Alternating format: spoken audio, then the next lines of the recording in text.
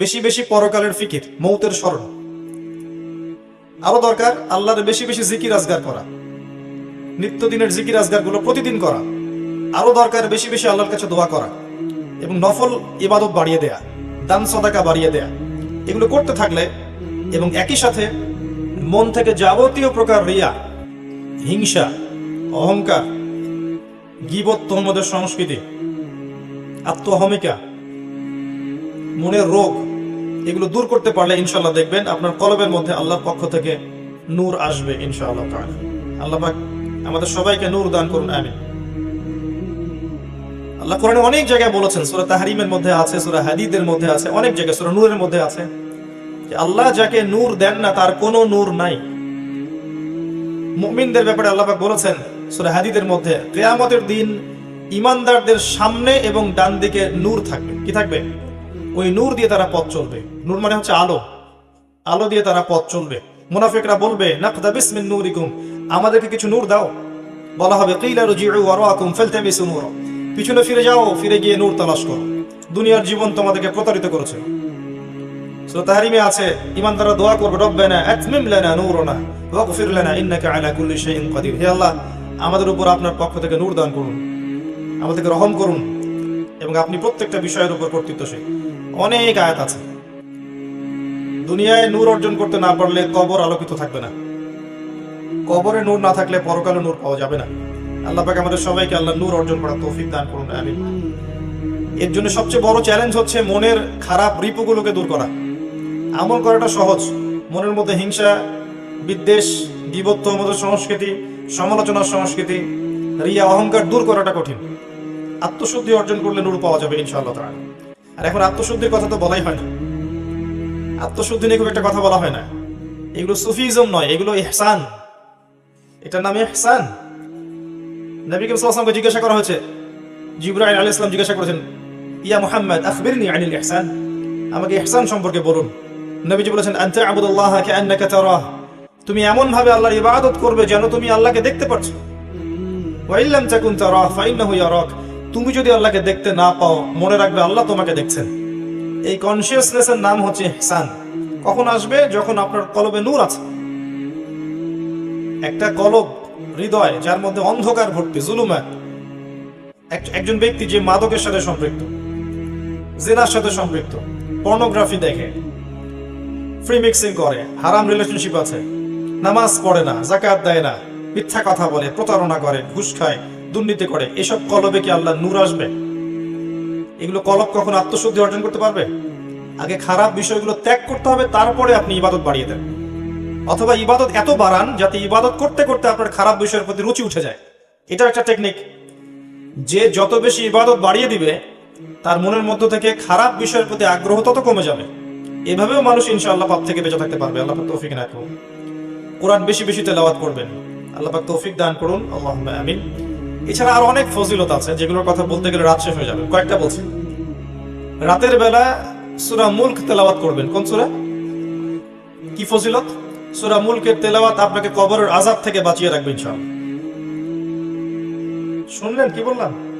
সূরা মুলকের তেলাওয়াত আপনাকে কবরের শাস্তি থেকে বাঁচাবে ইনশাআল্লাহ। খুশি হন নাই? সুবহানাল্লাহ। উসমান রাদিয়াল্লাহু আনহু পরকালের আলোচনা শুনলে কান্নাকাটি করতেন না, খুব কম। যখনই তিনি কবরস্থান এর পাশ দিয়ে যেতেন এবং কবর দেখতেন, সাথে সাথে তিনি কান্নাকাটি শুরু করতেন বাচ্চাদের মতো। এতে করে তার দাড়ি ভিজে যেত। সাহাবায়ে কেরাম জিজ্ঞাসা করতেন যে, ইয়া আমিরুল মুমিনিন, আপনি এত আলোচনা হয়, আপনাকে কখনো এত কাঁদতে দেখি না। যখনই আপনি এই বাকরুল গারকাদের সামনে দিয়ে যান, তখনই এত কান্নাকাটি কেন করেন? তখন তিনি বলতেন, এটাই হচ্ছে প্রথম মঞ্জিল পরকালের। যে এখানে নাজাত পেয়ে যাবে, ফাকাদ নাজা, সে ব্যক্তি নাজা পেয়ে যাবে। আর যে ব্যক্তি এখানে হালাক হয়ে যাবে, ফাকাদ হালাক, সে হালাক হয়ে যাবে। এখন আমাদের মনগুলো এত শক্ত হয়ে গেছে, দেখবেন যে এই আলোচনাগুলো আমাদের মনে প্রভাব ফেলে না। মৌতের আলোচনা, কবরের আলোচনা কলবে প্রভাব ফেলে না। প্রভাব ফেলে ওয়াজ মাহফিলের নামে গান বাজনা, প্রভাব ফেলে ওয়াজ মাহফিলের নামে উল্টা উল্টা কেচ্ছা কাহিনী, গান বাজনা, দেহে অঙ্গভঙ্গি, রস তামাশা, এগুলো মানুষের মধ্যে অনেক প্রভাব ফেলে দেখি মাশাআল্লাহ। আর ঠিক না বেঠিক সংস্কৃতি খুব প্রভাব ফেলে, তাই না? মানুষের ঠিক বেঠিক বলাই কোরআন শোনা ঠিক বেঠিক হয়? বললেও ঠিক না বললেও ঠিক, কথা ঠিক না ঠিক? মাশাআল্লাহ, এটা প্রভাব ফেলে, তাই না? কবরের আলোচনা প্রভাব ফেলে না। মনে রাখবেন, উসমান রাদিয়াল্লাহু আনহু বলতে চাচ্ছেন, বুঝাতে চাচ্ছেন, এই মঞ্জিলে যে ব্যক্তি পার পেয়ে যাবে সে ব্যক্তি পরকালের অন্য সমস্ত মঞ্জিলে পার পেয়ে যাবে ইনশাআল্লাহ তাআলা। এখান থেকে বাঁচাবে কে আপনাকে? সূরাতুল মুলক তেলাওয়াত করে দেখেন একবার অর্থ সহ, দেখবেন কেন এই সূরা কবরের আযাব থেকে বাঁচাতে পারে, আপনি বুঝে ফেলবেন ইনশাআল্লাহ তাআলা। এরপরে আপনি তেলাওয়াত করেন সূরাতুল কাহফ, প্রত্যেক জুমার দিনে তেলাওয়াত করেন, জুমার রাতেও করতে পারেন। এই সূরার তেলাওয়াত আপনাকে দাজ্জালের ফিতনা থেকে বাঁচাবে ইনশাআল্লাহ।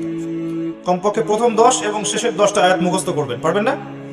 ইনশাআল্লাহ তাআলা আল্লাহ পাক তৌফিক দান করুন।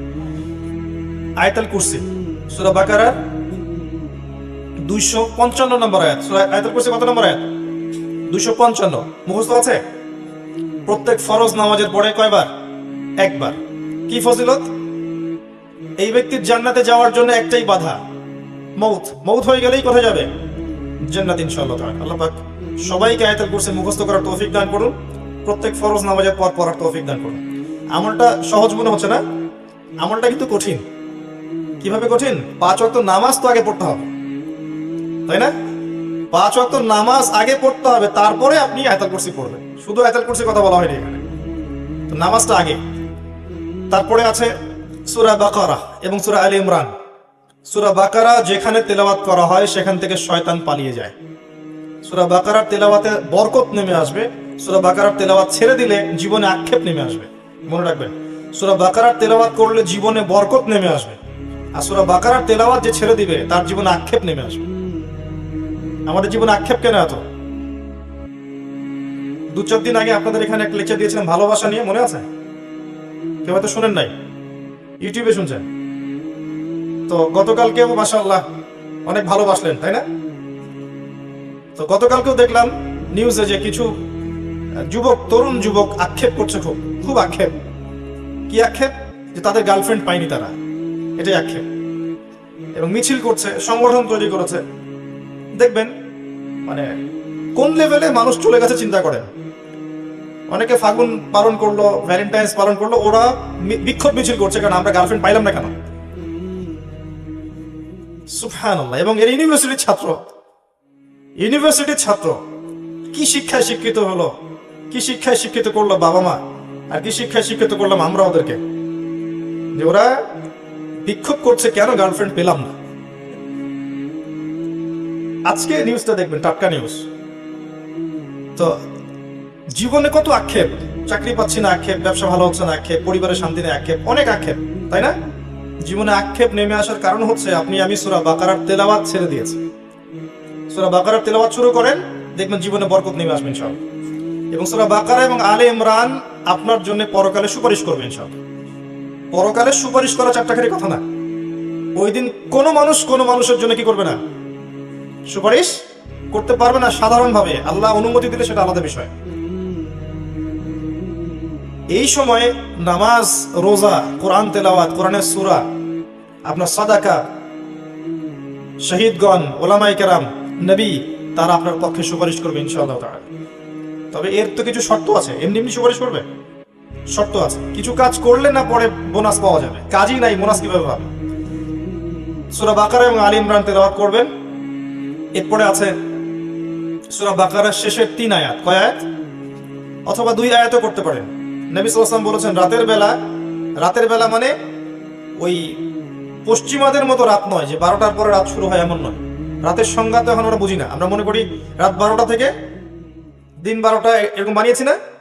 ইসলামে রাত শুরু হবে সূর্য ডোবা থেকে। সূর্য ডুবে গেছে আপনার রাত শুরু, আর সূর্য যখন উঠবে তখন থেকে দিন শুরু। আমরা তো ব্রেইন ওয়াশ জাতি, যা বুঝিয়েছে তাই বুঝেছি আর কি। ইসলামে রাত শুরু হবে সূর্য ডোবা থেকে। সূর্য ডোবা থেকে নিয়ে আপনি আমলটা করতে পারবেন। সেটা হচ্ছে সূরা বাকারার শেষের 2টা বা 3টা আয়াত পড়বেন। সারা রাত ইবাদত করলে যে নেকি পেতেন, এই 3টা আয়াত তেলাওয়াত করলে সেই নেকি পাবেন ইনশাআল্লাহ। এবং সারা রাত আপনার দৃশ্য অদৃশ্যের যে কোনো ক্ষতি থেকে আল্লাহ পাক আপনাকে হেফাজত করবেন ইনশাআল্লাহ সূরা বাকারার এই শেষের 3 আয়াতের কারণে। মুখস্থ আছে কয়জনের? হাত তোলেন।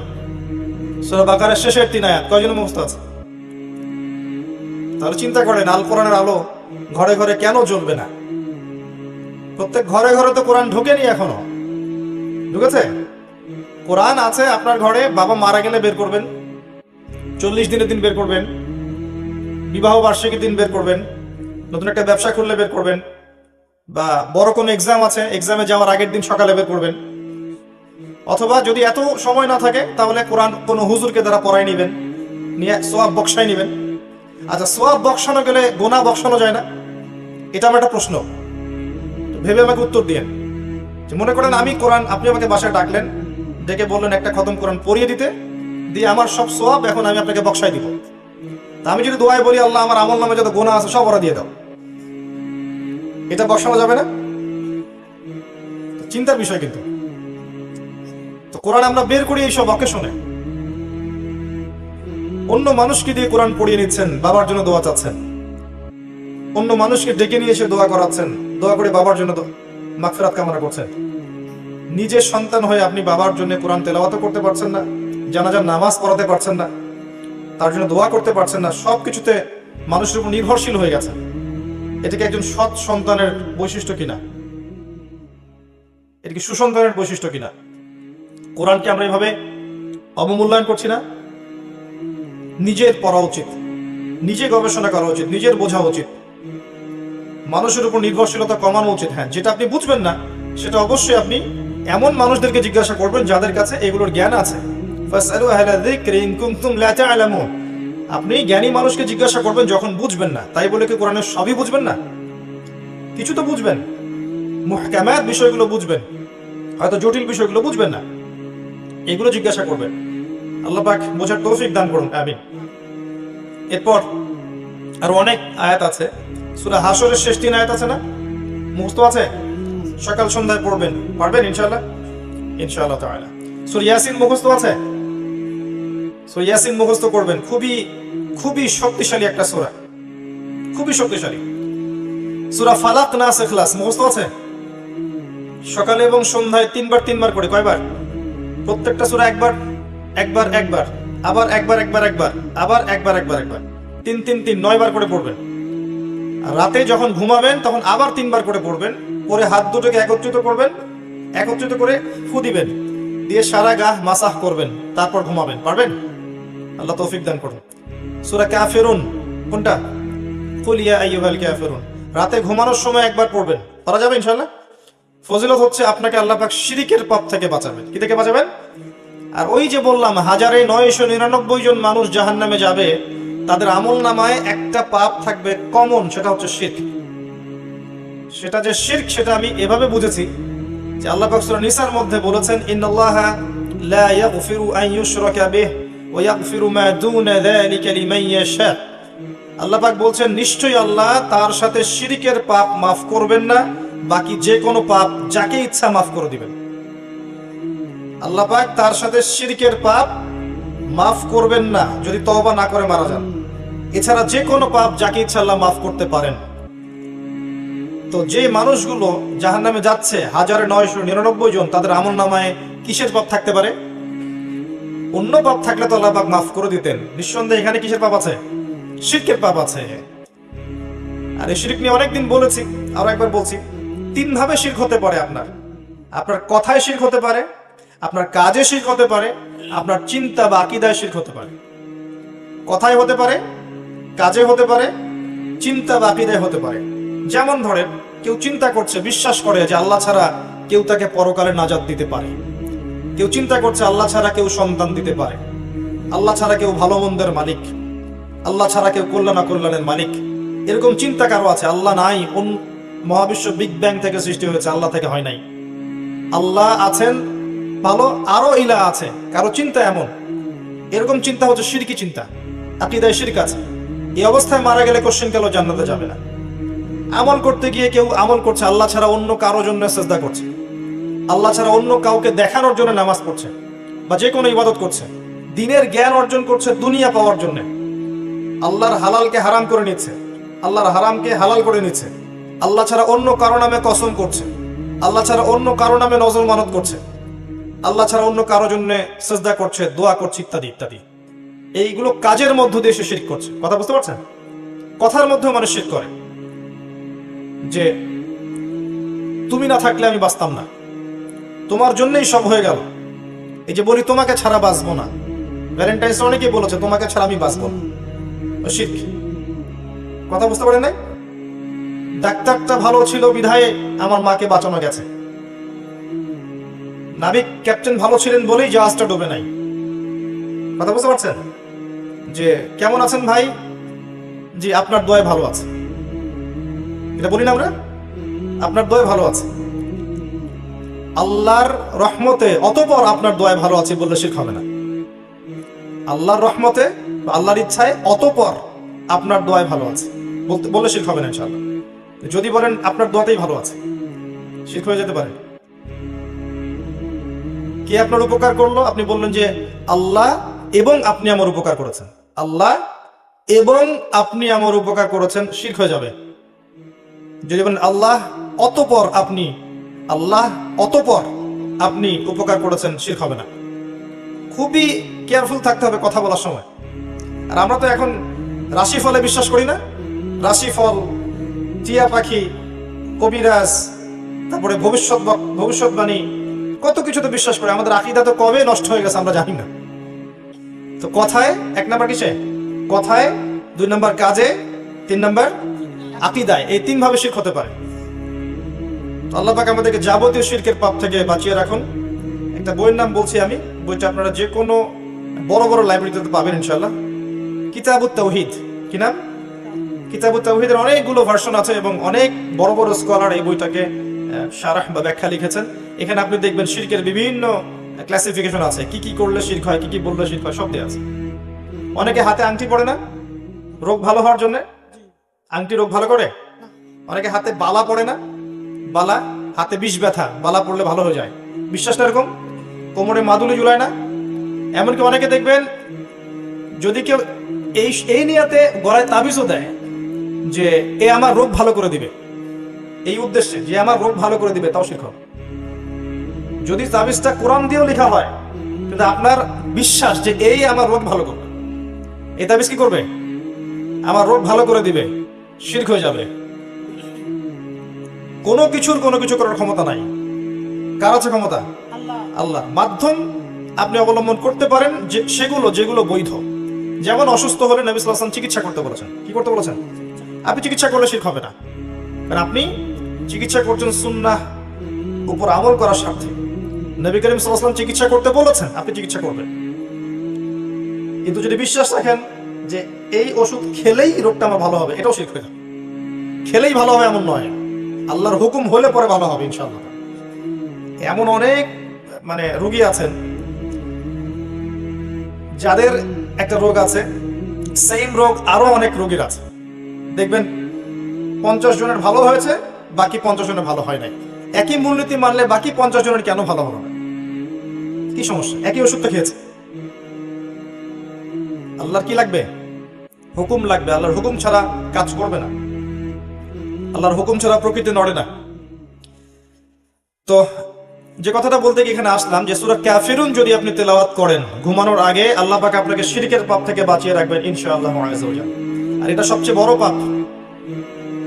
ইন্নাশ শিরকা লাযুলমুন আযীম। শিরক সবচেয়ে বড় জুলুম। আর জুলুম কিয়ামতের মাঠে জুলুমাত হয়ে আসবে, অন্ধকার হয়ে আসবে। আল্লাহ পাক আমাদের সবাইকে শিরকের পাপ থেকে বাঁচিয়ে রাখুন, আল্লাহুম্মা আমিন। তো ভাই, তিলাওয়াতের কথা বলতে গিয়ে এতগুলো কথা এসেছি। আল্লাহর ওয়াস্তে কোরআন তেলাওয়াত করতে শিখেন, এবং কোরআন তেলাওয়াত করা শিখলে পরে আপনি হাদিসের বইগুলোও কিন্তু পড়তে পারবেন, যেগুলোতে জবরজের পেশ দেয়া আছে, এগুলো পড়তে পারবেন না? ইবারত যেগুলোতে দেয়া নাই সেগুলো হয়তো পড়তে পারবেন না। এখন অনেক প্রকাশনা বের হয়ে গেছে যেগুলোর মধ্যে জবরজের পেশ দেয়া আছে, নিচে অনুবাদও দেয়া আছে। আপনি চাইলে কিন্তু পড়তে পারবেন হাদিসের বইগুলো। মূল বই না, এগুলো হচ্ছে বিভিন্ন প্রকাশনার বই, এগুলো কিন্তু মূল হাদিসের বই নয়। আর মূল ইবারত না পড়া শিখলে আপনি বড় বড় বইগুলো পড়তে পারবেন না, এবং এই যে গবেষণামূলক যে পড়াশোনা এটা করতে পারবেন না। এটা অনেক উঁচু লেভেলের পড়া।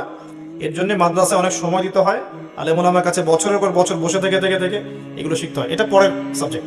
অ্যাটলিস্ট আপনি তেলাওয়াত করার জন্য যেটা প্রয়োজন সেটা শেখেন এবং নিয়মিত কোরআন তেলাওয়াত করেন।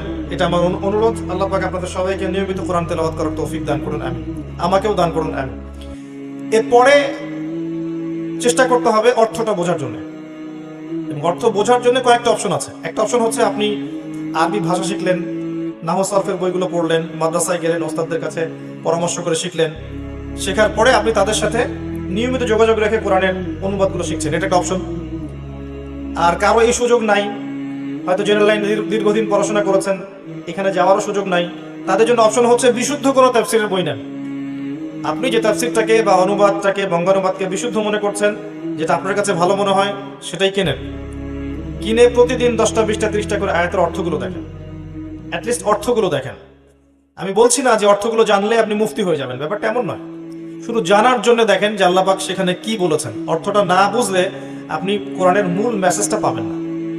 এবং অর্থ বুঝতে গিয়ে আপনি অনেক কিছু বুঝবেন না, তখন সরাসরি আলেমদের কাছে আসবেন, জিজ্ঞাসা করে জেনে নেবেন। পারা যাবে ইনশাআল্লাহ। ইনশাআল্লাহ তাফসীর জালালাইন আছে, মাআরিফুল কোরআন আছে, তাফসীর ইবনে কাসির আছে, যেটা আপনার কাছে ভালো মনে হয় কিনেন, বা একাধিক তাফসীর কিনেন, বাসায় নিয়মিত একটু পড়াশোনা করেন। ইনশাআল্লাহ দেখবেন আপনি কোরআনের হয়তো 100% বুঝতে পারছেন না, 20%, 30%, 40% বুঝতে পারবেন ইনশাআল্লাহ। এটাও কিন্তু কম নয়, এটাও কম নয়। আল্লাহর কিতাবের 50% আপনি বুঝতে পারছেন, এটাও কিন্তু কম নয়। যতটুকু বুঝবেন এতটুকুর উপরে আপনি মানুষকে দাওয়াত দিতে পারেন। যেটা আপনি বুঝতে পারছেন না, সেটা আলেম ওলামার কাছে যাবেন, জিজ্ঞাসা করবেন, তারপর জেনে নেবেন। আর সারা জীবন পড়াশোনা করলেও কোরআনের জ্ঞান শেষ হবে না, হবে? শতাব্দীর পর শতাব্দী যদি আমরা পড়াশোনা করি, তারপরেও কিন্তু কোরআনের জ্ঞান অর্জন করা শেষ হবে না। তারপরেও কি জ্ঞান অর্জনের পথ ছেড়ে দিবেন? পড়াশোনা করবেন, নিয়মিত পড়াশোনা করবেন। আল্লাহ পাক তৌফিক দান করুন, আমিন। আরেকটা কাজ আছে যে আদেশ নিষেধ মানা। কোরআনের অনেক আদেশ আছে, অনেক নিষেধ আছে, এগুলোকে মানার চেষ্টা করা। কারণ আমরা মানুষ খুব দুর্বল প্রাণী, আমরা একসাথে সব আদেশ নিষেধ মানতে পারি না, পারি? এটা সম্ভব না। এমন কোন মানুষ আছে পৃথিবীতে যে বলতে পারবে যে আমি কোরআনের সব আদেশ মানি, সব নিষেধ বর্জন করি? পারবে? বলা এত সহজ না। এটা আমার মনে হয় না আমরা কেউ করতে পারি, এত সহজ না। নবী করিম সাল্লাল্লাহু আলাইহি ওয়াসাল্লাম করে দেখিয়েছেন, দেখেন নাই? নবী সাল্লাল্লাহু আলাইহি ওয়াসাল্লামের চরিত্র সম্পর্কে জিজ্ঞাসা করা হচ্ছিল আয়েশা রাদিয়াল্লাহু আনহাকে, যে তার চরিত্র কেমন ছিল। তিনি বলছেন তার চরিত্র ছিল কোরআনের মতো। কার মতো? কোরআনে যা আছে তাই তার চরিত্র। আর আমরা আদেশ নিষেধ মানার ক্ষেত্রে অনেক সময় কিছু পারবো, কিছু পারবো না, তাই বলে ছেড়ে দেয়া যাবে না, চেষ্টা করতে হবে যতটা পারা যায়। যেমন সবচেয়ে বড় আদেশ আল্লাহ তাওহীদে থাকা, চেষ্টা করতে হবে শিরকে না যাওয়ার, তাওহীদে থাকা। সবচেয়ে বড় আদেশগুলোর মধ্যে একটা হচ্ছে সুন্নতে থাকা, চেষ্টা করতে হবে নবীর সুন্নতে থাকা, এর বাইরে না যাওয়া। যদি চলে যাই তওবা করে ফিরে আসা। অনেক বড় আদেশ হালাল খাওয়া, চেষ্টা করতে হবে হালাল খেতে। যদি না পারি কোনো কারণে, বাধ্য হয়ে যাই, আল্লাহর কাছে দোয়া করতে হবে, আল্লাহ আমার জন্য হালাল রিজিকের পথ প্রশস্ত করে দাও, আমি হারাম থেকে তওবা করে ফিরে আসতে চাই। পারা যাবে না? অনেক বড় আদেশ পর্দা, চেষ্টা করতে হবে খাস পর্দায় থাকার। যদি কোনো কারণে ছুটে যায় আবার তওবা করে ফিরে আসতে হবে। পারা যাবে না ইনশাআল্লাহ? কোরআনের বড় বড় আদেশ, যেমন পিতামাতার খেদমত করা, মুসলিম উম্মার মধ্যে ঐক্যের চেষ্টা করা, বিভক্তি না ছড়ানো, জ্ঞান অর্জন করা, বড় বড় আদেশ। আল্লাহ রাসূলের আনুগত্য করা, কোরআনের বিধিবিধান মেনে চলা, মানুষকে কোরআনের পথে ডাকা, ঈমান আনা, আমল সালেহ করা, হকের দাওয়াত দেয়া, সবর করা, আত্মীয়তার সম্পর্ক বজায় রাখা, সত্যের উপর থাকা, সত্য বলা। অনেক আদেশ আছে। সবগুলো আদেশ যদি আমরা পালন করতে নাও পারি, চেষ্টা করতে হবে যতটুকু পারা যায়, যতটুকু পারা যায় ওই পারা অংশটুকু নিয়েই ইনশাআল্লাহ পরকালে আমরা উঠবো ইনশাআল্লাহ তাআলা। আল্লাহ চাইলে আমাদের সমস্ত সগীরা গুনাহ মাফ করে দিতে পারেন, যদি আমাদের মধ্যে কবিরা গুনাহগুলো না থাকে। আল্লাহ পাক আমাদের সমস্ত সগীরা গুনাহ মাফ করতে পারেন যদি কবিরা গুনাহ না থাকে। একই সাথে যে নিষেধগুলো আছে এগুলোকে বর্জন করার চেষ্টা করা। যেমন সবচেয়ে বড় নিষেধ শিরক করা যাবে না, সবচেয়ে বড় নিষেধ বিদআতে যাওয়া যাবে না, কুফরি করা যাবে না, হারাম খাওয়া যাবে না, সুদ নিষেধ, জিনা, ধার কাছে যাওয়াও নিষেধ, ধার কাছে যাওয়াও নিষেধ। আর আমরা তো ওটাকে বানিয়েছি কাছে আসার গল্প, তাই না? জিনার ধার কাছে যাওয়াও নিষেধ। অপবাদ, ব্যভিচার, বেহায়াপনা, অশ্লীলতা, সুদ, ঘুষ, দুর্নীতি, চুরি ডাকাতি সব নিষেধ না? মিথ্যা বলা, মিথ্যা অপবাদ দেয়া, জুলুম করা, কারো উপর অন্যায় অত্যাচার করা, এগুলো নিষেধ না? চেষ্টা করতে হবে সমস্ত নিষেধ বর্জন করার জন্য। যদি না পারি, ভুল হয়ে যায়, তওবা করে আবার ফিরে আসতে হবে। ভুল হয়ে গেলে আবার তওবা করতে হবে, আবার ভুল হলে আবার তওবা করতে হবে, তওবা করতেই থাকতে হবে। যতবার ভুল হবে ততবার তওবা করে ফিরে আসতে হবে। পারা যাবে ইনশাআল্লাহ? নবী সাল্লাল্লাহু আলাইহি ওয়াসাল্লাম দিনে 100 বার তওবা করতেন। কতবার? তার কি গুনাহ ছিল? তার কোনো গুনাহ ছিল? তার সামনেও কোনো গুনাহ ছিল না, পিছনেও কোনো গুনাহ ছিল না, তারপরেও তিনি দিনে 100 বার তওবা করতেন। বলেন সুবহানাল্লাহ। আমরা দিনে 100 বার পড়তে পারি না আস্তাগফিরুল্লাহ ওয়া আতুবু ইলাইহি? পারা যাবে না? কতক্ষণ সময় লাগবে পড়তে? 5 মিনিট? 5 মিনিটও লাগবে না। আস্তাগফিরুল্লাহ ওয়া আতুবু ইলাইহি 100 বার পড়তে 5 মিনিট লাগবে? দিনে কয়েকটা আমল করবেন, কিছু পারেন না পড়ে আমি শিখিয়ে দিচ্ছি, যেগুলো আমি চেষ্টা করি সেটা আপনাকে বলবো, না হলে আমি বিপদে পড়ে যাব। খুব সহজে 100 বার সুবহানাল্লাহ পড়া যায়? পড়া যায় না? কাজ করতে করতে পড়া যায় না? গাড়ি চালাচ্ছেন পড়া যায় না? যায় কিন্তু। বাইক ড্রাইভ করছেন পড়া যায় না? ট্রাফিক জ্যামে বসে আছেন পড়া যায় না? সময় কাজে লাগান, 100 বার সুবহানাল্লাহ পড়তে পারবেন? আমল নামায় 1000 নেকি হবে। আমল নামায় 1000 নেকি হবে। বেশি বেশি পড়তে পারবেন লা ইলাহা ইল্লাল্লাহ? পড়া যাবে? 100 বার পড়া যাবে সুবহানাল্লাহি ওয়া বিহামদিহি সুবহানাল্লাহিল আযীম? পড়া যাবে? 100 বার আস্তাগফিরুল্লাহ ওয়া আতুবু ইলাইহি পড়া যাবে? একটু পড়া যাবে লা হাওলা ওয়ালা কুওয়াতা ইল্লা বিল্লাহ? সংখ্যা নির্ধারণ করলেন না, পড়তে থাকলেন লা হাওলা ওয়ালা কুওয়াতা ইল্লা বিল্লাহ, পড়া যাবে? অন্তত 10 বার পড়া যাবে লা ইলাহা ইল্লাল্লাহ ওয়াহদাহু লা শারীকা লাহ লাহুল মুলক ওয়া লাহুল হামদ ওয়া হুয়া আলা কুল্লি শাইইন কাদির? পড়া যাবে? সকালে 10 বার, সন্ধ্যায় 10 বার? সকালে 10 বার, সন্ধ্যায় 10 বার, এতটুকু পড়া যাবে? আল্লাহুম্মা সাল্লি ওয়া সাল্লিম আলা নবিয়িনা মুহাম্মদ দরুদ শরীফ পড়া যাবে? সকালে 10 বার, সন্ধ্যায় 10 বার। নবী সাল্লাল্লাহু আলাইহি ওয়াসাল্লামের সুপারিশ তার উপর ওয়াজিব হয়ে যাবে ইনশাআল্লাহ। এগুলো সহজ আমল না? নিয়মিত করা যায় না? নিয়মিত আমলে না থাকলে ভাই পাপ থেকে দূরে থাকা এত সহজ নয়। নিয়মিত আমল না করলে কলবে মরিচা ধরবেই। আর একদিন 2 দিন 3 দিন 1 মাস 1 বছর না করতে করতে কলব দিয়ে দুর্গন্ধ বের হবে। তখন এত সহজে মানুষকে ভালো পথে আনা যাবে না। আল্লাহ পাক আমাদের সবাইকে নিয়মিত জিকির আজগার গুলো করার তৌফিক দান করুন, আমিন। একটা বইয়ের নাম বলছি, এর মধ্যে সমস্ত জিকির আজগার দোয়াগুলো পাবেন। বলবো? এটার অ্যাপস পাওয়া যায় গুগল প্লে স্টোরে, অ্যাপসটাও ডাউনলোড করতে পারেন। হিসনুল মুসলিম, কি নাম? হিসনুল মুসলিম। বইটা কিনেন, সমস্ত দোয়া দেয়া আছে, ফজিলত দেয়া আছে, ঝাড়ফুঁকের চিকিৎসাও দেয়া আছে। এটার অ্যাপসও আছে, গুগলে ডাউনলোড করেন। আজে বাজে অ্যাপস ডিলিট করেন, আজে বাজে অ্যাপসগুলো ফেলে দেন। কতগুলো গেমস আছে মোবাইলে? কার কার মোবাইলে গেমস আছে হাত তোলেন দেখি। লজ্জার কিছু নাই, হাত তোলেন। সাহস করে বলছে ডিলিট করেন। 1 মিনিট সময় দিলাম, এখনই ডিলিট করেন, আনইনস্টল করেন। কারো ফোনের জন্য গেমস না থাকে। পাবজি আছে কার কার মোবাইলে? হাত তোলেন। ফ্রি ফায়ার কার কার মোবাইল আছে? এখনই আনইনস্টল করেন। করে হিসনুল মুসলিম অ্যাপসটা ডাউনলোড করেন। প্রত্যেকদিন ঘুমানোর সময় অ্যাপসটা পড়বেন। পারা যাবে? ওয়াদা করেন প্রত্যেকদিন ঘুমানোর সময় এই অ্যাপসটা দেখবেন কি কি লেখা আছে, কোন কোন দোয়া, এবং ছোট ছোট দোয়াগুলো মুখস্থ করবেন। এই যে বাজারে যান না, বাজারে দিনে 1 বার করে যান না? যান তো সবাই। বাজারে গিয়ে যদি একটা দোয়া কেউ পড়ে, একটা দোয়া, মাত্র একটা দোয়া, তার আমল নামায় 10 লাখ নাকি লেখা হয়। কত লাখ? 10 লাখ। লা ইলাহা ইল্লাল্লাহ ওয়াহদাহু লা শারীকা লাহ লাহুল মুলক ওয়া লাহুল হামদ ইউহয়ী ওয়া ইউমীত ওয়া হুয়া হাইয়ুন লা ইয়ামুত বিয়াদিহিল খায়রু কুল্লুহু ওয়া হুয়া আলা কুল্লি শাইইন কাদির। 10 লক্ষ নাকি লেখা হয়েছে। বাজারে গিয়ে পড়বেন। দিনে 1 বার বাজারে যাবেন, গিয়ে দোয়াটা পড়ে চলে আসবেন। সিরিয়াসলি, আব্দুল্লাহ বিন ওমর রাদিয়াল্লাহু আনহু বাজারে যেতেন ইচ্ছা করে সালাম দেওয়ার জন্য, দোয়া পড়ার জন্য। তাদের তো চিন্তা ছিল পরকাল কেন্দ্রিক, পরকালের ব্যবসায় কেমন করে লাভ করবো আমরা। আর আমাদের চিন্তা কি কেন্দ্রিক? দুনিয়া কেন্দ্রিক। বাজারে যাব পণ্য কিনতে, তারা বাজারে গিয়েছেন বিনা প্রয়োজনে দোয়া পড়ার জন্য। যাই হোক, এই দোয়াগুলো করবেন, ডেইলি জিকির আজগারগুলো করবেন। আল্লাহ পাক সবাইকে নিয়মিত জিকির করার তৌফিক দান করুন, আমিন। এতে করে আপনার কলব পরিচ্ছন্ন হবে ইনশাআল্লাহ তাআলা। কোরআনে আদেশ নিষেধ মানার পর একটা বড় কাজ আছে, এটা হচ্ছে এর দাওয়াত মানুষের কাছে প্রচার করা। কি প্রচার করবেন? যতটুকু আপনি জানেন এতটুকু প্রচার করবেন। যে বিষয়ে আপনার জ্ঞান নাই সেটা প্রচার করবেন না।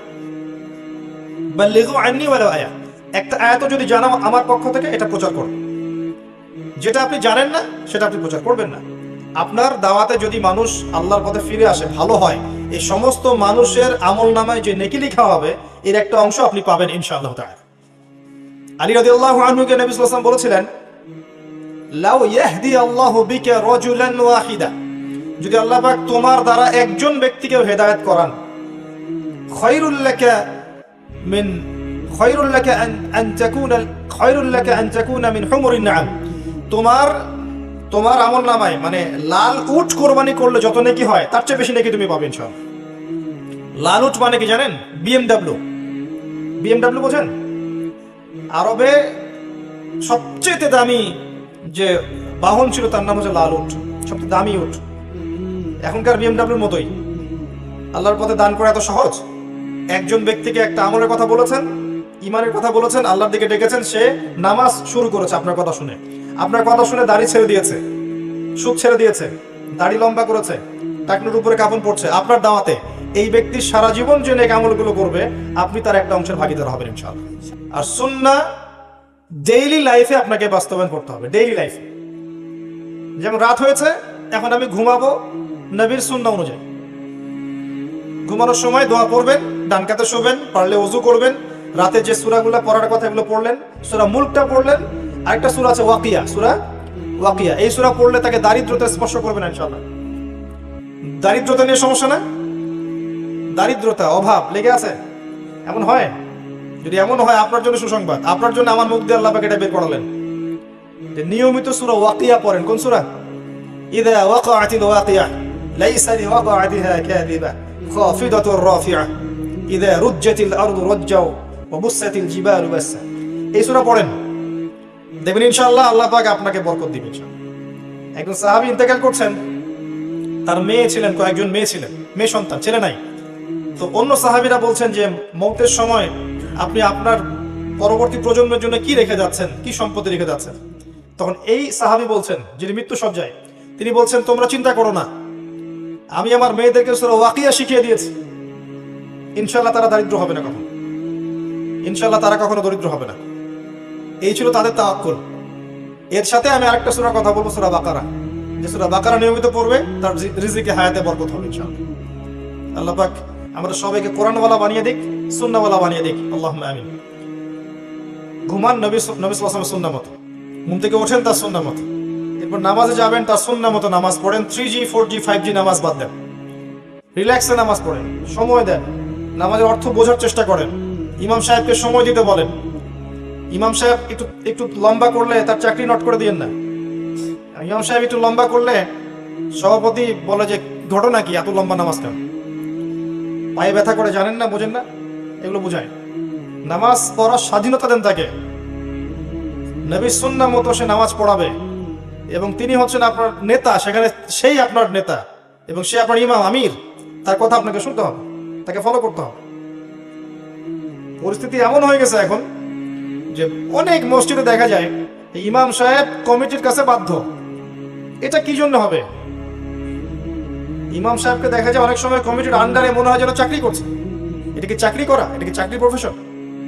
তিনি সবার সেখানে আমির, তিনি তার সবাইকে দিন শেখাবেন, তাকে মানুষ কন্ট্রোল করবে কেন? তিনি বরং সমাজ কন্ট্রোল করবেন। বিষয়টা এমন হওয়া উচিত ছিল। এটা আমাদের দুর্ভাগ্য। এত বেশি মসজিদের প্রয়োজন নাই তো আমাদের, এত বেশি মসজিদের প্রয়োজন নাই তো। মানুষের হারাম টাকা নিয়ে হারাম খোরদেরকে ওখানে ঢুকায় হারাম টাকা দিয়ে এত বেশি মসজিদ করতে হবে, কে বলেছে আমাদের? হালাল টাকার 2-4টা মসজিদ রাখেন না, সেখানে হালাল মানুষদেরকে দায়িত্ব দেন, এনাফ। যত তেল দিয়ে হারাম টাকা ঢুকিয়েছেন তত দেখবেন যে সম্মানিত মানুষদের সম্মান চলে গেছে, অসম্মানী ব্যক্তি সম্মানিত ব্যক্তিকে রুল করছে। বাস্তবতা এমন হয়ে গেছে এখন। একটু ডানে বামে কথা বললে চাকরি নট, খুতবায় ফজিলতের বয়ান করেই যাবে, কিচ্ছু বলবে না, দেখবেন সুদের বিরুদ্ধে একটা খুতবা দিয়েছে, চাকরি নট, শেষ। আর আসার দরকার নেই, আসছেন ভালো কথা, পরের জুমায় আসেন না, এরকম হলো চলবে না। নামাজ এবং মসজিদের স্বাধীনতা ইমাম সাহেবদেরকে দিতে হবে। হ্যাঁ, তাদের ভুল ত্রুটি হবে না এমন নয়, ভুল ত্রুটি হতে পারে। তার ভুল কে ধরবে? তার ভুল ধরবে তার মতো একজন মানুষ। তার ভুল এমন কেউ কেন ধরবে যে তার মতো জ্ঞান রাখে না, যে কোরআন সুন্নাহর কিছুই জানে না, সে কেন তার ভুল ধরতে যাবে? একজন আলেম আর একজন আলেমের ভুল ধরবে, তাই নয় কি? একজন ডক্টর, বিশেষজ্ঞ ডক্টর বুঝতে পারবেন যে অমুক ডক্টরে কি ভুল হয়েছে। আমি কি বুঝতে পারবো নাকি একজন ডক্টর কি ভুল হয়েছে? একজন আলেমের ভুল একজন আলেম ধরবে। সমালোচনার একটা সীমা আছে তো, যে কেউ যার বিরুদ্ধে কথা বলতে পারে না। পলিটিক্স হচ্ছে, পলিটিশিয়ানরা পলিটিক্স করছে, আমি তো তার ভুল এত সহজে ধরতে পারবো না, কারণ আমি তো পলিটিক্স বুঝি না। যে বোঝে সে কথা বলবে, সবাইকে সব জায়গায় কথা বলতে হবে না তো। কথা বলছে ইকোনমিক্স সেকশনে সবার কি সমান জ্ঞান আছে? আমি কেন তার ভুল ধরতে যাবো যেটা আমি জানি না? একজন অর্থনীতিবিদ আর একজন অর্থনীতিবিদের ভুল ধরতে পারে যে হ্যাঁ তোমার এটা ভুল আছে। এই বিষয়টা আমাদের বুঝতে হবে যে সবাইকে সবার যার যার সম্মান দিতে হবে, সবাইকে সব জায়গায় কথা বলতে হবে না। আল্লাহ পাক আমাদেরকে বোঝার তৌফিক দান করুন। ইমাম সাহেবদেরকে স্বাধীনতা দিতে হবে তাদেরকে নামাজ পড়াতে, এবং তাদের তালিমের ব্যাপারে, দার্সের ব্যাপারে, খুতবার ব্যাপারে, কথার ব্যাপারে স্বাধীনতা প্রদান করতে হবে। তার ভুল ত্রুটি মার্ক করবে তার সমমানের কোনো ব্যক্তি। আল্লাহ পাক আমাদেরকে বাস্তবতা বোঝার তৌফিক দান। নামাজ তার মতো করে পড়েন, 3G 4G নামাজ পড়েন না। রমজান মাস আসলে আমাদের নামাজ থাকে না, খেয়াল করে দেখছেন? রুকু ঠিক থাকে না, সিজদা ঠিক থাকে না, এত দ্রুত নামাজ কেন পড়তে হবে? যদি আমি 40 রাকাত নামাজ পড়ি এবং তার 2-4টা রাকাত নামাজও আমার রুকু সিজদা ঠিক না হয়, তাহলে ওর চেয়ে তো আমার 4 রাকাত নামাজ পড়া ভালো ছিল রুকু সিজদা ঠিক করে। এত যে কষ্ট করছি আমি, রুকু ঠিক থাকছে না, সিজদা ঠিক থাকছে না, তাসবিহ পড়ার সময় পাচ্ছেন না, কিয়াম ঠিক থাকছে না, সোজা হয়ে দাঁড়াচ্ছি না, অনেক মসজিদে এমন হচ্ছে। তো এগুলো তো সেই নামাজ নয় যে নামাজ নবী সাল্লাল্লাহু আলাইহি ওয়াসাল্লাম পড়িয়েছেন।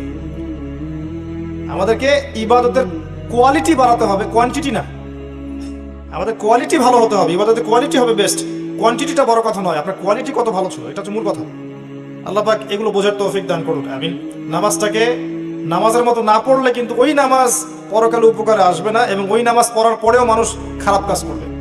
কথা ছিল নামাজ পড়লে মানুষ খারাপ কাজ করবে না, এমনটাই কথা ছিল কোরআনে। ইন্নাস সালাতা তানহা আনিল ফাহশাই ওয়াল মুনকার। যখন নামাজ পড়েও আমরা খারাপ কাজ করছি, তার মানে আমরা আমাদের নামাজকে সঠিকভাবে পড়ছি না। সঠিকভাবে বুঝে শুনে পড়লে, ধীরে স্থির ভাবে এই কাজ আমরা করতাম না, এটাই বাস্তবতা। নামাজ শেষে আপনি আপনার বাসায় ফিরে আসেন, খাওয়া দাওয়া করেন, ইস্তেঞ্জা করেন, আপনি কর্মক্ষেত্রে যান, প্রত্যেকটা ক্ষেত্রে নবী করিম সাল্লাল্লাহু আলাইহি ওয়াসাল্লামের সুন্নাহ মেনে চললে পরেই আপনার জীবনটা কোরআন সুন্নাহ মোতাবেক হবে ইনশাআল্লাহ। তো আমি মূল প্রথম পয়েন্টটা নিয়ে আলোচনা শেষ করলাম আর যে প্রথমেই পড়াশোনা, আর এই পড়াশোনার মধ্যে কোরআন সুন্নাহ কেন্দ্রিক এতগুলো কাজ চলে আসবে। এরপরে যার যার ক্ষেত্রে জানা অনুযায়ী আমল করতে হবে। আমল ঠিক না থাকলে শুধু জ্ঞান দিয়ে লাভ নাই। আর এই জায়গায় সবচেয়ে বড় বিপদে আছে আমরা যারা কথা বলছি টুকটাক, এরা সবচেয়ে বড় বিপদের চেয়ারে বসে আছে। আমরা হয়তো জানি অনেক কিছুই, জানা অনুযায়ী আমল না থাকলে আমাদের ভাগ্যে খারাপই আছে। আল্লাহ পাক আমাকে এবং আপনাদের সবাইকে হেফাজত করুন। সত্যি বলছি, আপনারা হয়তো অনেক আয়োজন করে ইনভাইট করেন, সময় কাটাতে আমার ভালো লাগে, আসতে ভালো লাগে, দিনে দুটো কথা বলতে পারলে ভালো লাগে। তখন আরো বেশি ভালো লাগে যখন দেখি মানুষ আমার কথা শুনে আল্লাহর পথে আসছে। অনেকে রেসপন্স করছে, ভাই আমি দাঁড়িয়ে রাখিনি, আপনার লেকচার শুনে দাঁড়িয়ে গেছে, ভাই আমি নামাজ পড়তাম না, আপনার লেকচার শুনে নামাজ ধরেছি, ভালো লাগে। কিন্তু আমি সবচেয়ে বেশি ভয় পাই এই চেয়ারগুলোতে। আমার মনের কথা বলছি, এমন কোনো মাহফিল নাই, খুব কম মাহফিল আছে বা খুব কম লেকচার আছে যেটা দেওয়ার আগে আমি 2 রাকাত নামাজ পড়ি নাই। 2 রাকাত নামাজ পড়ে আল্লাহর কাছে দোয়া করি না যে আল্লাহ আমি যা বলছি তার উপরে আমাকে আগে আমল করার তৌফিক দান করুন, নাহলে আমি পরকালে ওই সব মানুষের অন্তর্ভুক্ত হয়ে যাব যাদের ব্যাপারে আল্লাহ পাক বলেছেন লিমা তাকুলুনা মা লা তাফআল। তোমরা এমন কথা কি কারণে বলো যেই কাজ তোমরা নিজেরাই করো না। এবং এমন অনেক আলেম জাহান্নামে যাবে, যারা জ্ঞান অনুযায়ী আমল করতো না। এই ব্যাপারে ফয়জুল কালাম নামে একটা বই আছে, মাদ্রাসায় পড়ানো হয় বইটা, মাদ্রাসাতেও আছে বইটা, ফয়জুল কালাম, অনেক চমৎকার একটা বই। এখানে দেখবেন এই শ্রেণীর আলেমদের শাস্তি কি সেটা সম্পর্কে অনেকগুলো হাদিস আছে। জাহান্নামীরা শাস্তি ভোগ করতে থাকবে, এরপর দেখা যাবে হঠাৎ দুর্গন্ধ ছুটছে, প্রচন্ড দুর্গন্ধ। তখন সমস্ত জাহান্নামীরা একত্রিত হয়ে একজন ব্যক্তির কাছে জড়ো হবে, হয়ে বলবে যে তুমি কি আমল করতা? এমনিতে জাহান্নামে আমরা কষ্টে ছিলাম, শাস্তিতে ছিলাম, তার মধ্যে তোমার এই দুর্গন্ধের চোটে টিকা যাচ্ছে না, তুমি কি আমল করতা? তখন সেই ব্যক্তি বলবে আমি আলেম ছিলাম, কিন্তু আমার জ্ঞান আমাকে উপকৃত করে নাই। সবচেয়ে ডেঞ্জারাস জায়গায় বসে থাকে যারা এখানে বসে কথা বলে, যারা মিম্বরে দাঁড়ায়, বা যারা দিন নিয়ে মানুষকে কিছু নসিহত করতে চায়, এটা সবচেয়ে ডেঞ্জারাস জায়গা আছে, ইনক্লুডিং মি, আমি অলসো। আল্লাহ পাক আমাদেরকে বাঁচাক এবং কথা অনুযায়ী কাজ করার তৌফিক দান করুন, আল্লাহুম্মা আমিন।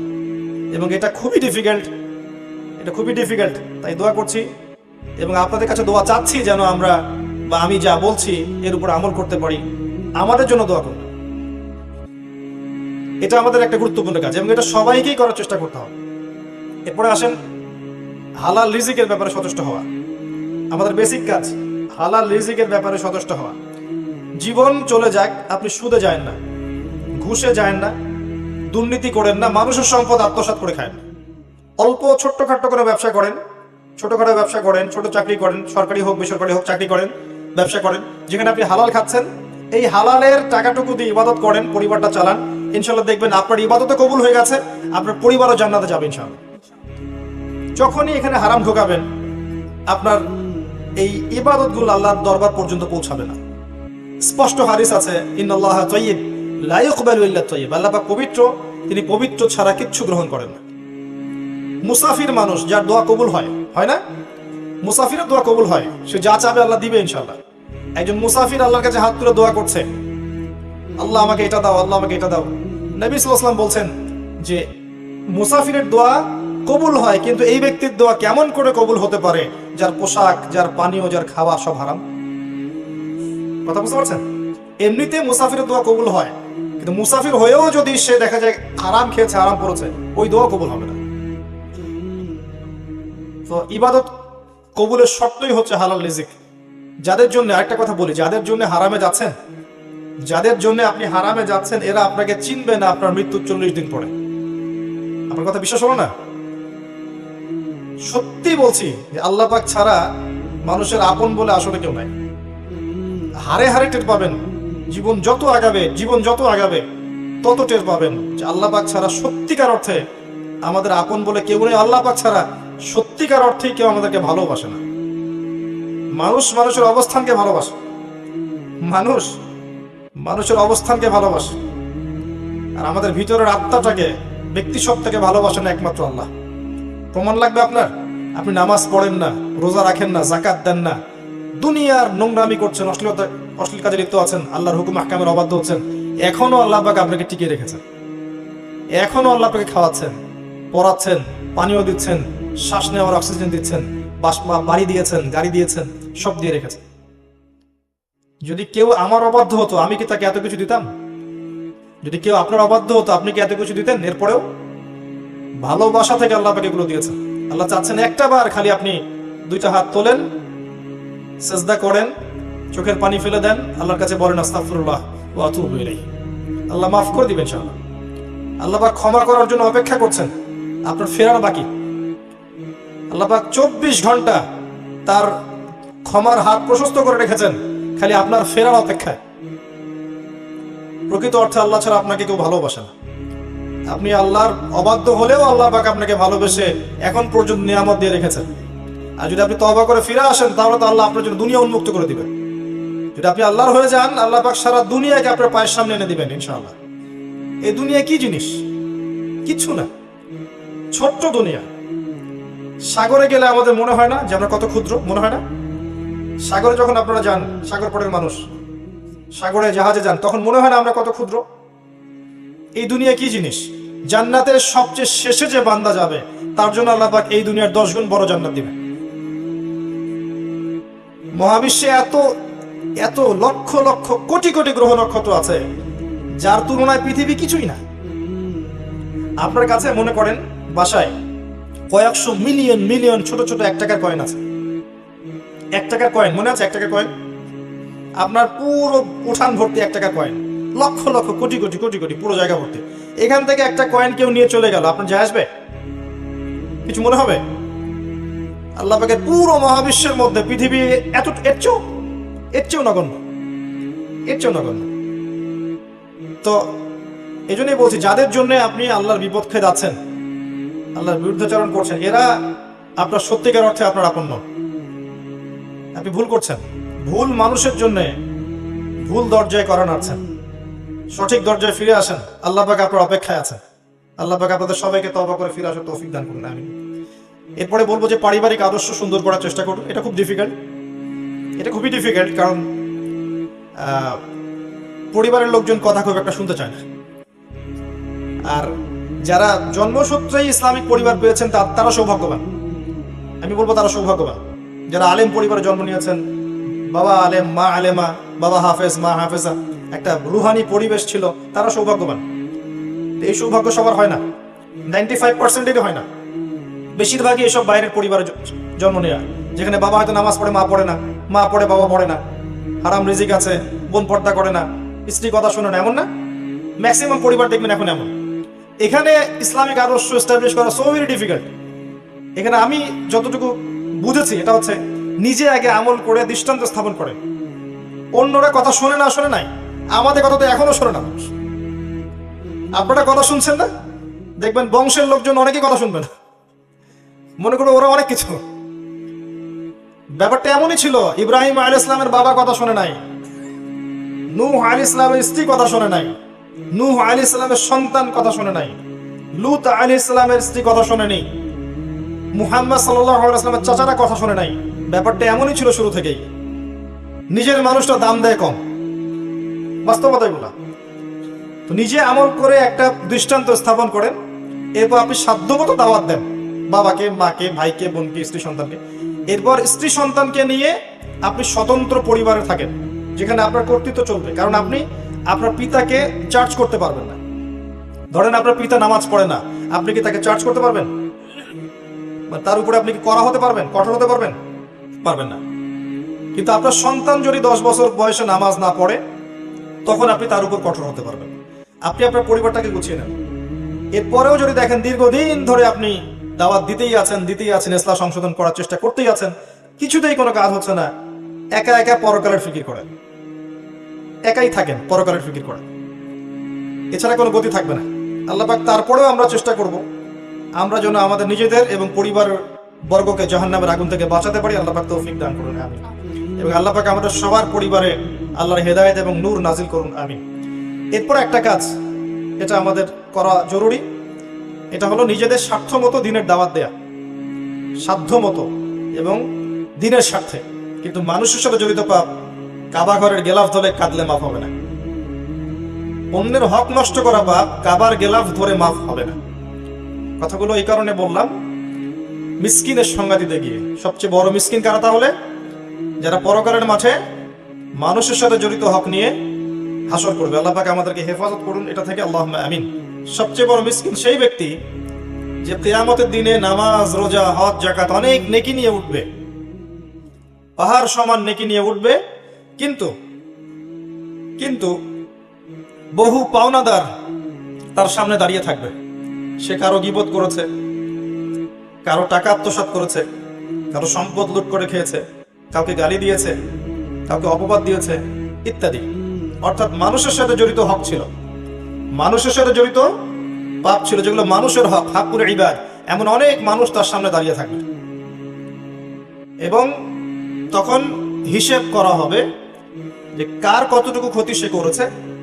নিজের নেকি থেকে তাদের ঋণ পরিশোধ করে দেওয়া হবে। ঋণ পরিশোধ করতে গিয়ে যদি সমস্ত নেকি শেষ হয়ে যায়, সেক্ষেত্রে অন্যের গুনাহ তার আমলনামায় চাপিয়ে দেওয়া হবে। বলেন নাউযুবিল্লাহ। এটা সবচেয়ে বড় মারাত্মক বিষয় পরকালে। আমরা দোয়া করি এই মজলিসে যে আল্লাহ যেন তার সাথে জড়িত পাপ থাকলে মাফ করে দেন, মানুষের সাথে জড়িত কোনো পাপ না রাখেন আমাদের। আল্লাহ, মানুষের সাথে জড়িত পাপ থাকলে কি আমাদের মাঠে পার পাওয়া খুবই ডিফিকাল্ট। যত টাকা আত্মসাৎ করা হয়েছে, সামাজিক টাকা, রাষ্ট্রীয় টাকা, ব্যক্তিগত টাকা, পারিবারিক টাকা, আত্মসাৎ পর্যন্ত অন্যের হক মেরে খাওয়া হয়েছে, সমস্ত হকগুলো নিয়ে কিয়ামতের মাঠে মানুষ উঠবে। কিয়ামতের মাঠে দেখবেন অনেক মানুষের ঘাড়ের মধ্যে টিন নিয়ে ঘুরছে। কিসের টিন? রিলিফের টিন। কিয়ামতের মাঠে দেখবেন অনেক মানুষের কাঁধে চাল, গম কি নিয়ে ঘুরছে? এগুলো মেরে খাইছে দুনিয়ার জীবনে। কিয়ামতের মাঠে দেখবেন জমি মানুষের কাঁধে, সাতবক জমি মানুষ ঘুরছে। কিসের জমি? ওই যে বনের সম্পত্তি দেয়নি ওই জমি। কিয়ামতের মাঠে দেখবেন টাকা, কাগজের টাকা কিয়ামতের মাঠে কি করেছে? এগুলো মেরে খাইছে, অন্যের টাকা মেরে খাইছে। যে যেটা মেরে খাবে মানুষের। এমনকি কেউ যদি কাউকে গালি দেয় অন্যায়ভাবে, গীবত করে, এমনকি যদি মিথ্যা অপবাদ দেয়, ব্যভিচারের অপবাদ, জেনার অপবাদ, চরিত্র খারাপ ইত্যাদি অপবাদ দেয়, গালিগালাজ করে, টাকা ধার নিয়ে টাকা ফেরত না দেয়, জমি খেয়ে ফেলে, জুলুম করে, যেটাই করবে এটা তার ঘাড়ে চাপিয়ে দেওয়া হবে, সেটা নিয়ে সে আল্লাহর দরবারে হাজির হবে। নবী সাল্লাল্লাহু আলাইহি ওয়াসাল্লাম বলেছিলেন, তোমরা দুনিয়াতেই মৃত্যুর আগেই তোমাদের পরস্পরের হকগুলোকে মিটিয়ে ফেলো, কিয়ামতের মাঠে তোমাদের এই সুযোগ তো থাকবে না। লা বাইউন ফীহি ওয়ালা খুল্লা, সেখানে কোনো ব্যবসা থাকবে না, কোনো চুক্তি থাকবে না। তখন কি হবে? যদি আমি আপনার টাকা মেরে খেয়ে থাকি, তাহলে আমার আমলনামা থেকে নেকি আপনাকে দিয়ে পুষিয়ে দিতে হবে। দিতে দিতে যদি নাউজুবিল্লাহ আমার নেকি শেষ হয়ে যায়, তাহলে আপনার ওই পরিমাণ গুনাহ আমার আমলনামায় চাপিয়ে দেওয়া হবে। এবার আপনি যাবেন জান্নাতে আর আমি যাব জাহান্নামে, নাউজুবিল্লাহ। খুব সতর্ক থাকবেন। দুনিয়াতে মানুষের হক নষ্ট করেন না, অন্যের হক নষ্ট করেন না। আল্লাহর সাথে কি হক আছে সেটা আলাদা বিষয়। আল্লাহর সাথে আপনার অনেক হক। মনে করেন আপনি নামাজ পড়েন নাই, রোজা রাখেন নাই, ঠিক আছে, আপনি আল্লাহর হক নষ্ট করেছেন। আল্লাহর হক ছিল যাকাত, আপনি দেন নাই। আল্লাহ পাক চেয়েছিলেন আপনি হজ ফরজ হয়ে গেছে, হজ করেন, আপনি করেননি। আল্লাহ পাকের অনেক হক আপনার উপরে, কিন্তু একটা দিন আপনার মনের মধ্যে চেতনা আসলো যে না, আমাকে আল্লাহর সামনে দাঁড়াতে হবে, আমাকে আমার পাপ মাফ করাতে হবে। আপনার মনের মধ্যে আল্লাহর প্রতি ফিকির আসলো, ঈমান আসলো, নূর আসলো। আপনি নামাজ পড়লেন 2 রাকাত ওযু করে চোখের পানি ফেলে দিলেন। চোখের পানি ছেড়ে দিয়ে আপনি বললেন, আল্লাহ, সারা জীবন তোমার সাথে অনেক অন্যায় করেছি, তোমার অনেক হুকুম আহকাম আমি লঙ্ঘন করেছি। আজকে আমি খালেস মনে তোমার কাছে তওবা করছি। আল্লাহ, তোমার সাথে জড়িত আমার সমস্ত পাপ তুমি মাফ করে দাও। আল্লাহ পাক এক মুহূর্তের মধ্যে আপনার সমস্ত পাপকে নেকি দিয়ে পরিবর্তন করে দিবেন ইনশাআল্লাহ। বেশি বেশি পরকালের ফিকির, মৌতের স্মরণ। আরো দরকার আল্লাহর বেশি বেশি জিকির আজগার করা, নিত্যদিনের জিকির আজগার গুলো প্রতিদিন করা। আরো দরকার বেশি বেশি আল্লাহর কাছে দোয়া করা এবং নফল ইবাদত বাড়িয়ে দেয়া, দান সাদাকা বাড়িয়ে দেয়া। এগুলো করতে থাকলে এবং একই সাথে মন থেকে যাবতীয় প্রকার রিয়া, হিংসা, অহংকার, গীবত, তোহমতের সংস্কৃতি, আত্মহমিকা, মনের রোগ, এগুলো দূর করতে পারলে ইনশাআল্লাহ দেখবেন আপনার কলবের মধ্যে আল্লাহর পক্ষ থেকে নূর আসবে ইনশাআল্লাহ তাআলা। আল্লাহ পাক আমাদের সবাইকে নূর দান করুন, আমিন। আল্লাহ কোরআনে অনেক জায়গায় বলেছেন, সূরা তাহরিমের মধ্যে আছে, সূরা হাদীদের মধ্যে আছে, অনেক জায়গায় সূরা নূরের মধ্যে আছে যে আল্লাহ যাকে নূর দেন না তার কোনো নূর নাই। মুমিনদের ব্যাপারে আল্লাহ পাক বলেছেন সূরা হাদীদের মধ্যে, কিয়ামতের দিন ঈমানদারদের সামনে এবং ডান দিকে নূর থাকবে। কি থাকবে? ওই নূর দিয়ে তারা পথ চলবে। নূর মানে হচ্ছে আলো, আলো দিয়ে তারা পথ চলবে। মুনাফিকরা বলবে, নাকদাবিস মিন নূরিকুম, আমাদেরকে কিছু নূর দাও। বলা হবে, কিলা রুজিউ ওয়ারাকুম ফালতামিসু নূর, পিছনে ফিরে যাও, ফিরে গিয়ে নূর তালাশ করো। দুনিয়ার জীবন তোমাদেরকে প্রতারিত করেছে। সূরা তাহরিমে আছে, ঈমানদাররা দোয়া করবে, রব্বানা আতমিম লানা নূরানা ওয়াগফির লানা ইন্নাকা আলা কুল্লি শাইইন কাদির। হে আল্লাহ, আমাদের উপর আপনার পক্ষ থেকে নূর দান করুন, আমাদেরকে রহম করুন, এবং আপনি প্রত্যেকটা বিষয়ের উপর কর্তৃত্বশীল। অনেক আয়াত আছে। দুনিয়ায় নূর অর্জন করতে না পারলে কবর আলোকিত থাকবে না। কবরে নূর না থাকলে পরকালে নূর পাওয়া যাবে না। আল্লাহ পাক আমাদের সবাইকে আল্লাহ নূর অর্জন করার তৌফিক দান করুন, আমিন। এর জন্য সবচেয়ে বড় চ্যালেঞ্জ হচ্ছে মনের খারাপ রিপুগুলোকে দূর করা। আমল করাটা সহজ, মনের মধ্যে হিংসা, বিদ্বেষ, গীবত, তোহমতের সংস্কৃতি, সমালোচনার সংস্কৃতি, রিয়া, অহংকার দূর করাটা কঠিন। আত্মশুদ্ধি অর্জন করলে নূর পাওয়া যাবে ইনশাআল্লাহ তাআলা। আর এখন আত্মশুদ্ধির কথা তো বলাই হয় না, আত্মশুদ্ধি নিয়ে খুব একটা কথা বলা হয় না। এগুলো সুফিজম নয়, এগুলো ইহসান। এটার নাম ইহসান। নবী করিম সাল্লাল্লাহু আলাইহি ওয়াসাল্লামকে জিজ্ঞাসা করা হয়েছে, জিবরাইল আলাইহিস সালাম জিজ্ঞাসা করেছেন, ইয়া মুহাম্মদ আখবিরনি আনিল ইহসান, আমাকে ইহসান সম্পর্কে বলুন। নবীজি বলেছেন, আনতা আবুদুল্লাহ কাআন্নাকা তারাহ, তুমি এমন ভাবে আল্লাহর ইবাদত করবে যেন তুমি আল্লাহকে দেখতে পাচ্ছো। ওয়া ইল্লাম তাকুন তারাহ ফাইন্নাহু ইয়ারাক, তুমি যদি আল্লাহকে দেখতে না পাও, মনে রাখবে আল্লাহ তোমাকে দেখছেন। এই কনসিয়াসনেসের নাম হচ্ছে ইহসান। কখন আসবে? যখন আপনার কলবে নূর আছে। একটা কলব, হৃদয় যার মধ্যে অন্ধকার ভর্তি, জুলুমাত, একজন ব্যক্তি যে মাদকের সাথে সম্পৃক্ত, জিনার সাথে সম্পৃক্ত, পর্নোগ্রাফি দেখে, ফ্রি মিক্সিং করে, হারাম রিলেশনশিপ আছে, নামাজ পড়ে না, যাকাত দেয় না, মিথ্যা কথা বলে, প্রতারণা করে, ঘুষ খায়, দুর্নীতি করে, এসব কলবে কি আল্লাহ নূর আসবে? এগুলো কলব কখন আত্মশুদ্ধি অর্জন করতে পারবে? আগে খারাপ বিষয়গুলো ত্যাগ করতে হবে, তারপরে আপনি ইবাদত বাড়িয়ে দেন। অথবা ইবাদত এত বাড়ান যাতে ইবাদত করতে করতে আপনার খারাপ বিষয়ের প্রতি রুচি উঠে যায়। এটা একটা টেকনিক। যে যত বেশি ইবাদত বাড়িয়ে দিবে, তার মনের মধ্য থেকে খারাপ বিষয়ের প্রতি আগ্রহ তত কমে যাবে। এভাবেও মানুষ ইনশাআল্লাহ পাপ থেকে বেঁচে থাকতে পারবে। আল্লাহ পাক তৌফিক না করুন। কোরআন বেশি বেশি তেলাওয়াত করবেন, আল্লাহ পাক তৌফিক দান করুন, আল্লাহুম্মা আমিন। এছাড়া আর অনেক ফজিলত আছে যেগুলোর কথা বলতে গেলে রাত শেষ হয়ে যাবে। কয়েকটা বলছি। রাতের বেলা সূরা মুলক তেলাওয়াত করবেন। কোন সূরা? কি ফজিলত? সূরা মুলকের তেলাওয়াত আপনাকে কবরের আযাব থেকে বাঁচিয়ে রাখবে ইনশাআল্লাহ। শুনলেন কি বললাম? সূরা মুলকের তেলাওয়াত আপনাকে কবরের শাস্তি থেকে বাঁচাবে ইনশাআল্লাহ। খুশি হন নাই? সুবহানাল্লাহ। উসমান রাদিয়াল্লাহু আনহু পরকালের আলোচনা শুনলে কান্নাকাটি করতেন না, খুব কম। যখনই তিনি কবরস্থান এর পাশ দিয়ে যেতেন এবং কবর দেখতেন, সাথে সাথে তিনি কান্নাকাটি শুরু করতেন বাচ্চাদের মতো। এতে করে তার দাড়ি ভিজে যেত। সাহাবায়ে কেরাম জিজ্ঞাসা করতেন যে, ইয়া আমিরুল মুমিনিন, আপনি এত আলোচনা হয়, আপনাকে কখনো এত কাঁদতে দেখি না। যখনই আপনি এই বাকরুল গারকাদের সামনে দিয়ে যান, তখনই এত কান্নাকাটি কেন করেন? তখন তিনি বলতেন, এটাই হচ্ছে প্রথম মঞ্জিল পরকালের, যে এখানে নাজাত পেয়ে যাবে ফাকাদ নাজা, সে ব্যক্তি নাজাত পেয়ে যাবে। আর যে ব্যক্তি এখানে হালাক হয়ে যাবে ফাকাদ হালাক, সে হালাক হয়ে যাবে। এখন আমাদের মনগুলো এত শক্ত হয়ে গেছে, দেখবেন যে এই আলোচনাগুলো আমাদের মনে প্রভাব ফেলে না। মৌতের আলোচনা, কবরের আলোচনা কলবে প্রভাব ফেলে না। প্রভাব ফেলে ওয়াজ মাহফিলের নামে গান বাজনা, প্রভাব ফেলে ওয়াজ মাহফিলের নামে উল্টা উল্টা কেচ্ছা কাহিনী, গান বাজনা, দেহে অঙ্গভঙ্গি, রস তামাশা, এগুলো মানুষের মধ্যে অনেক প্রভাব ফেলে দেখি মাসা। আর ঠিক না বেঠিক সংস্কৃতি খুব প্রভাব ফেলে, তাই না? মানুষের ঠিক বেঠিক বলাই কোরআন শোনা ঠিক বেঠিক হয়?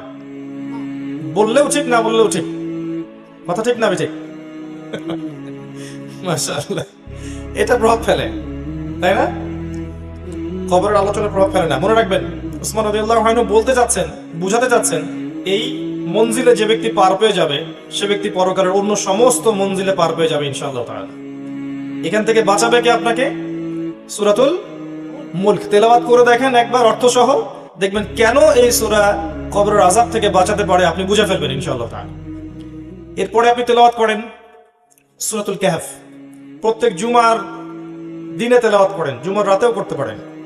এই সূরার তেলাওয়াত আপনাকে দাজ্জালের ফিতনা থেকে বাঁচাবে ইনশাআল্লাহ। কমপক্ষে প্রথম 10 এবং শেষের 10টা আয়াত মুখস্থ করবেন, পারবেন না? ইনশাআল্লাহ তাআলা আল্লাহ পাক তৌফিক দান করুন। আয়াতুল কুরসি, সূরা বাকারার 255 নম্বর আয়াত। সূরা আয়াতুল কুরসি কত নম্বর আয়াত? 255 মুখস্থ আছে? প্রত্যেক ফরজ নামাজের পরে কয়বার? একবার। কি ফজিলত? এই ব্যক্তির জান্নাতে যাওয়ার জন্য একটাই বাধা, মউত। মউত হয়ে গেলেই কোথায় যাবে?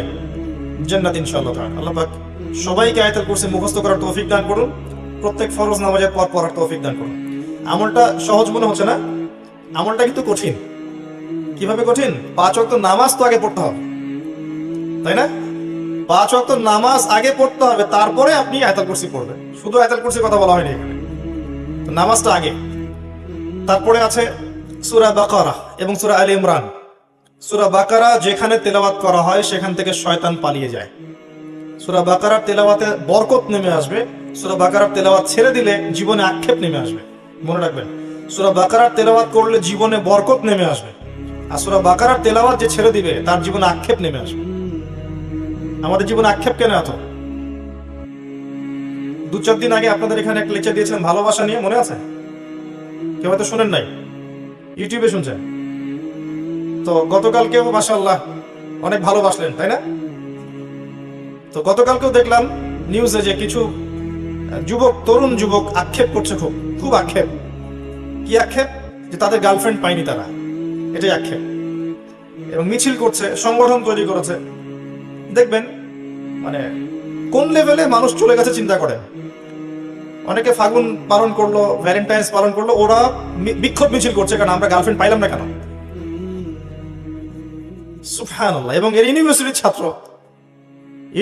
ছাত্র কি শিক্ষায় শিক্ষিত হলো, কি শিক্ষায় শিক্ষিত করলো বাবা মা, আর কি শিক্ষায় শিক্ষিত করলাম আমরা ওদেরকে, যে ওরা বিক্ষোভ করছে কেন গার্লফ্রেন্ড পেলাম না। আজকে নিউজটা দেখবেন, টাটকা নিউজ। তো জীবনে কত আক্ষেপ, চাকরি পাচ্ছি না আক্ষেপ, ব্যবসা ভালো হচ্ছে না আক্ষেপ, পরিবারের শান্তি নেই আক্ষেপ, অনেক আক্ষেপ, তাই না? জীবনে আক্ষেপ নেমে আসার কারণ হচ্ছে আমি সূরা বাকারার তেলাওয়াত ছেড়ে দিয়েছি। সূরা বাকারার তেলাওয়াত শুরু করেন, দেখবেন জীবনে বরকত নেমে আসবে ইনশাআল্লাহ। এবং সূরা বাকারা এবং আলে ইমরান আপনার জন্য পরকালে সুপারিশ করবে ইনশাআল্লাহ। পরকালে সুপারিশ করা চারটাখানি কথা না। ওই দিন কোনো মানুষের জন্য কি করবে না? সুপারিশ করতে পারবে না। সাধারণভাবে আল্লাহ অনুমতি দিলে সেটা আলাদা বিষয়। এই সময় নামাজ, রোজা, কোরআন তেলাওয়াত, কোরআনের সূরা, আপনার সাদাকা, শহীদগণ, ওলামায়ে কেরাম, নবী, তারা আপনার পক্ষে সুপারিশ করবে ইনশাআল্লাহ তাআলা। তবে এর তো কিছু শর্ত আছে। এমনি এমনি সুপারিশ করবে? শর্ত আছে। কিছু কাজ করলে না পরে বোনাস পাওয়া যাবে। কাজই নাই, বোনাস কিভাবে পাবে? সূরা বাকারা এবং আলে ইমরান তেলাওয়াত করবেন। এরপরে আছে সূরা বাকারার শেষের 3 আয়াত। কয় আয়াত? অথবা 2 আয়াতও করতে পারেন। নবী সাল্লাল্লাহু আলাইহি ওয়াসাল্লাম বলেছেন রাতের বেলা মানে ওই পশ্চিমাদের মতো রাত নয়, যে 12টার পরে রাত শুরু হয় এমন নয়।